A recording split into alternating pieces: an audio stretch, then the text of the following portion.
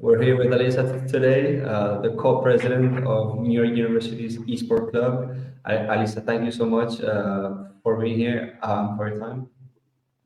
My pleasure. Thank you for having me. Yeah, so can you tell us a bit like how you got to be the president, one of the presidents of the Esports Club? Sure. So I started with my experience in esports started all the way down to my freshman year, where I was initially only specified in Valorant. So that was kind of my game coming into college because I had started in quarantine and it was just something that I had picked up. And initially, what had started as a little Discord server with a few people eventually grew towards the entire university within the span of maybe a month or so. And before I started as a freshman, I was invited to be a club officer in Polygaming Network, which is our tandem based, more casual run sort of video game club, you could say.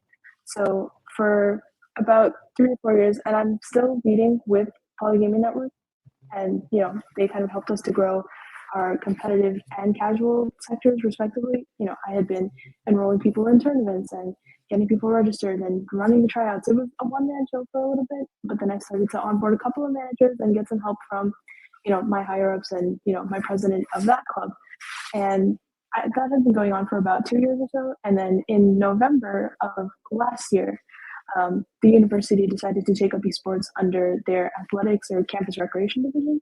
So they had basically brought on some of the Polygaming Network officers to help with the building the foundation for that division of athletics. So people like my Polygaming Network president, people like myself who are only leading one game specifically, every scene was important.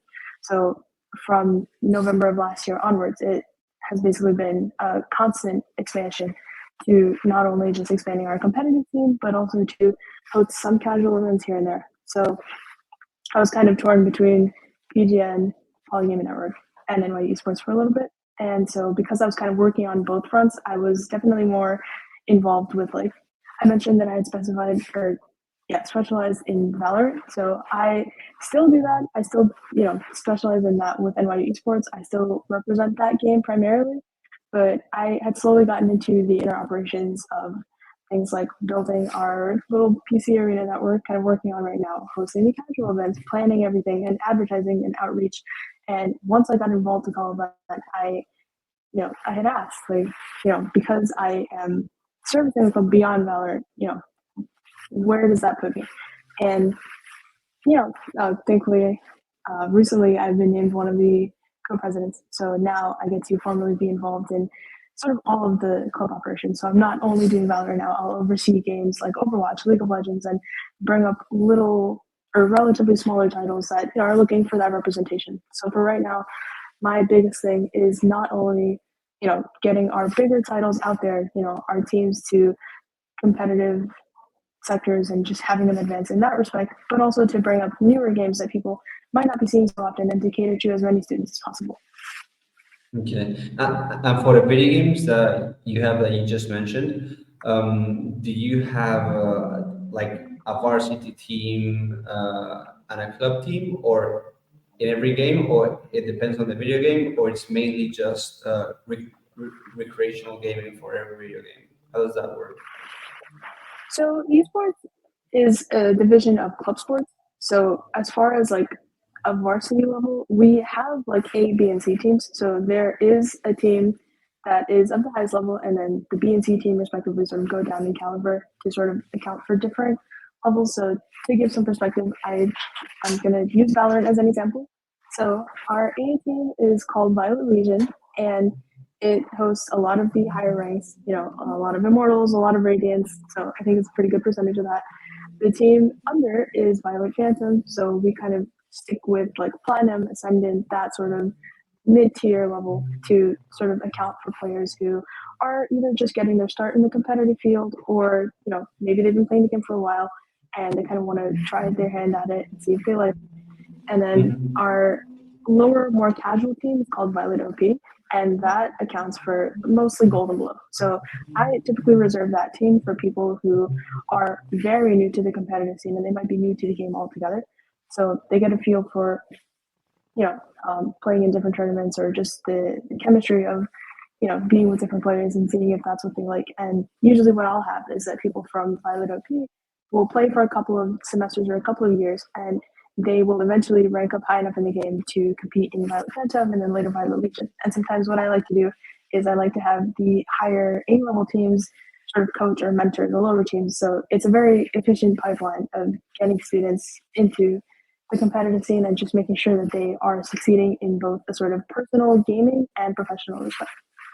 That's right. And those like in the first team, those radiants that were you're talking about Valorant, those radiants, like why don't they go to like universities that can offer them full rights to compete? Is it because they study in in your university and they're very comfortable like with the soccer president in the esport club and they want to build it with you, or like what are other reasons? Because a talent like this, can go to any other school. Right. So I love this question. I get a lot of students. One student in particular that wanted to work directly with me. I have people that are majoring in sports management, majoring in these things, and we're actually in talks with our schools of professional studies right now to bring an esports class to the university. So what I'm hoping is, with the expansion of esports within the university, it also gets some sort of public slash academic outreach in that way. So people are sort of more drawn towards that field of study. And because NYU is specializing in it, not just in the classes that they're about to offer or in the process of offering, but also in the scene that we're building. We've had people that migrate to us from Polygame Network, or people that maybe it's their last semester and they want to do something fun and they never really had to. So they come to esports to sort of have that sort of celebratory-esque moment for themselves. Or maybe it's, in my case, it was a community building thing because I had started school in the middle of quarantine. So playing video games and finding other people that play video games was very easy to do in that time because everyone was online. So, for anybody that might not be as extroverted and they spend more of their time online like myself, it's a nice way to network in that way. I've actually had some people where when I was working with Polygame Network, I've had people that they played so well in game together that they ended up moving in with each other. And, it's been a very gratifying experience to see people that I had initially seen over a screen. They meet in person, they go to these in-person events, and just having that ground at NYU specifically, and to see that sort of casual, what used to be solely recreational, is now becoming a professional endeavor for the university is very gratifying. That's right. And all that you're planning, like bringing esports into the academics, into like the university, and all the things you do when you graduate. Like, do you think this could happen? Like, would your goal be to have a full-time position in the university to keep this expanding? Is the university giving like funding to your club, or you wanna just go into a workforce with the major you're studying now? What are your plans? So for me personally, I actually am not majoring in anything related to esports. I Okay. am a fourth year biology major, so I'm applying to medical school right now. And one of the things that I want to focus on is like orthopedics and sports medicine, which was in some way inspired by my time in esports. But what I want to do is I want to keep a sort of pipeline going. So that um, trend that I had mentioned, where I'll have like Legion players, coach Phantom and OP, I want to keep that going.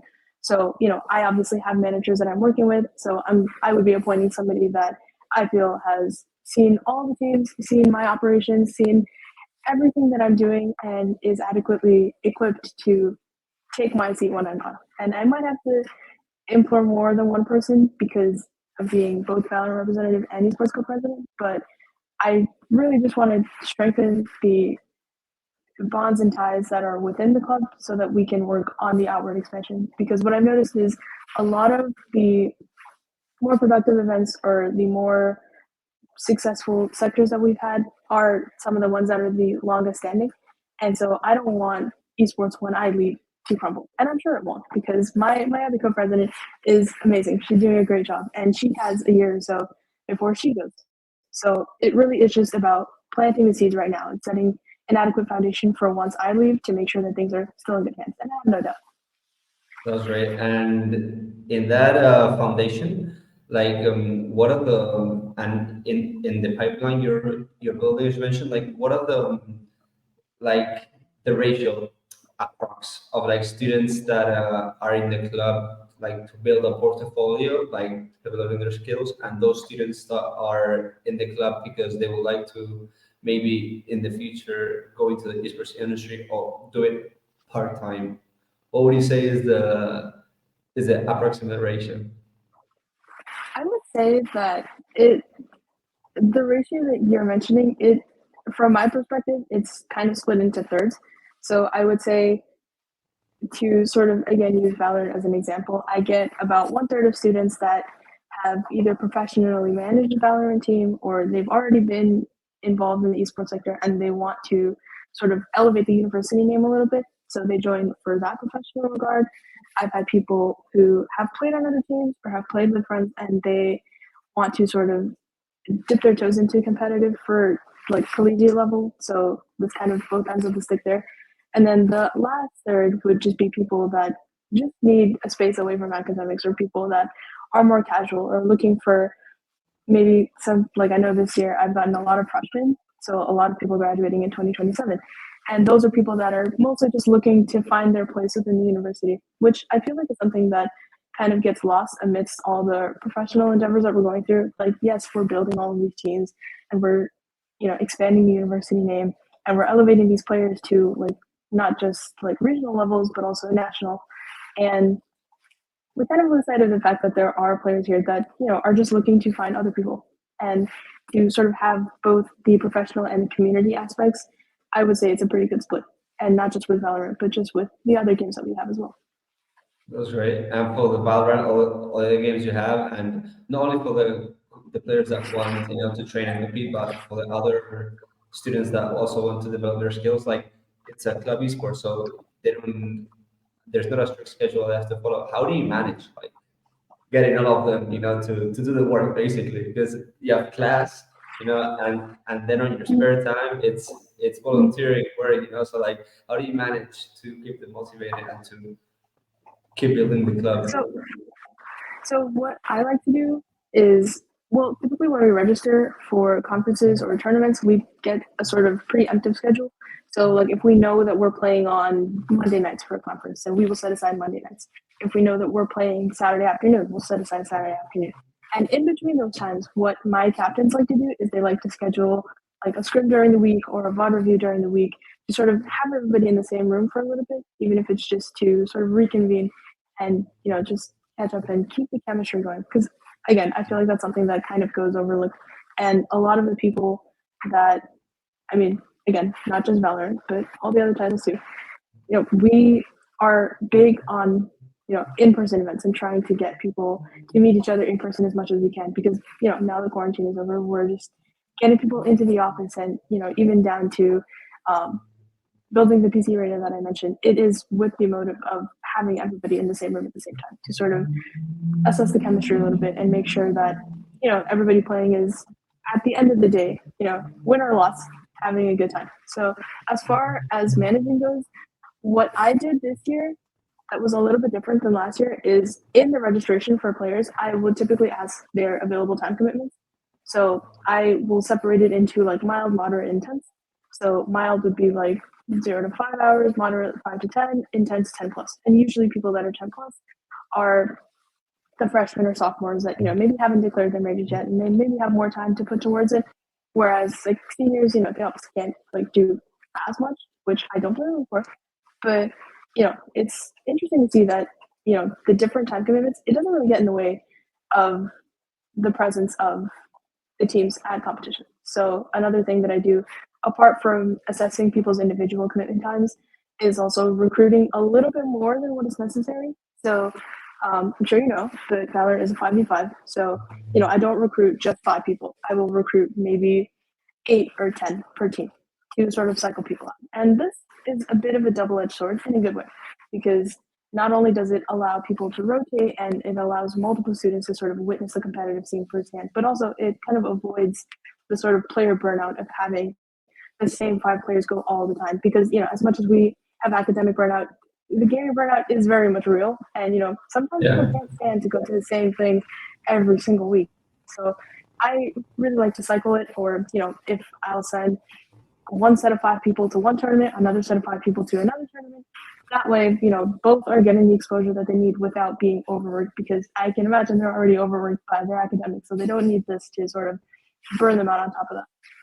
Yeah, and there's a lot of league, collegiate, tournaments, league, and then outside also there's other tournaments that like two Valorant teams can play, so they have the same engagement.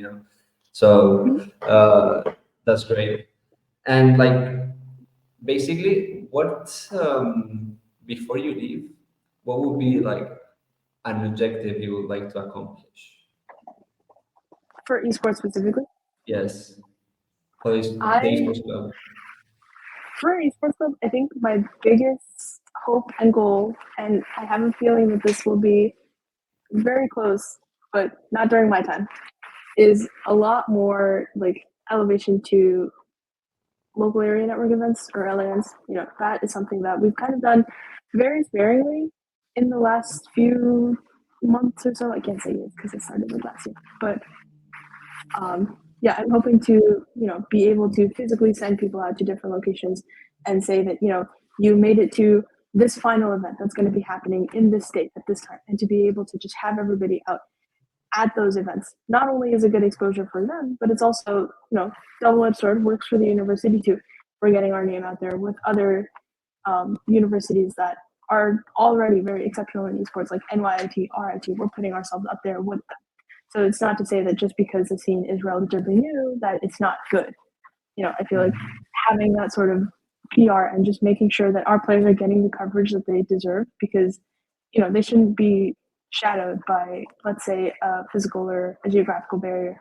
So to have that sort of outward expansion and say that if they are good enough to win this tournament or to be flown out to a certain location, we want to have the facilities to do that for them. Because right now we have been sending people to events, but they've been relatively close in region. So I sent my Valorant team to a local area network event in New Jersey in the last semester. We've sent our Overwatch team to Boston for an event. And what I really want to do is just have them give their full commitment to the tournaments that they're doing. Instead of doing maybe 4 or 5 tournaments at the same time, we really want to lock in on 1 or 2 with relatively high stakes, because I believe in them. And to fully dedicate ourselves to those specific conferences, even if we have to go about them for multiple semesters or multiple years, but to get used to it and to integrate that sense of competition such that we're not just playing for the sake of, oh, if we win, it's it's cool. I want it to be such that we're kind of working with a very evident goal in mind to get to those final events, and to not be to not have those be an obstacle in a way. So I guess to sort of sum up the little soliloquy that I just went on, my ultimate goal for esports is to be able to elevate the university name, but also to have the players get that exposure. And I've had people that after joining esports and after being in esports say that they want to pivot a little bit to sports management, or they end up working in esports. And I've written references for people that apply to organizations like CEA and Riot Games and Unity even. So to have that personal or professional development on top of those shared experiences with the players that they're having, and I think all of that tied together makes for the expansion of a really, really big community. And I think NYU Esports definitely has the potential for that. It's amazing how much like opportunity, how much advantage you are getting in your college experience, and how much by hearing you talk, all that you have done, all that you have accomplished. If you dedicate yourself to this industry or you go to med school, those are like amazing experience. So yeah, Lisa, like just to wrap this up, like where can students find you, like on your social media? Ah, okay. So I don't use a ton, but if you do want to find me, I am probably most accessible by email, to be very honest, because as a university student, email is kind of the one thing that I check the most often. So, do you have my email, or do you want me to just like list it? I mean, you guys like the club itself. My bad. Okay, okay. So we have several, like, we have an Instagram page, we have a Twitch. It's all Our Instagram is NYU_esports_. If you want to find us there, we'll have track of our competitive, like our wins or losses, our little like weekly or routine updates, along with our casual events. Our Twitch is NYU Esports, or I believe it's Esports NYU. I'm not too sure. I will double check. But Instagram is most reliable, and you can message us directly, keep tabs on our events, and yeah, we're always looking for new games to represent. So if people are on Instagram and they maybe don't see a game that they're looking for, they can always message us, and then we can get it to them. Or if it's an incoming student that's interested in NYU Esports, we get that DM or we get that email, and we can respond to them directly in that way. So if you're going to contact us, Instagram NYU_esports_.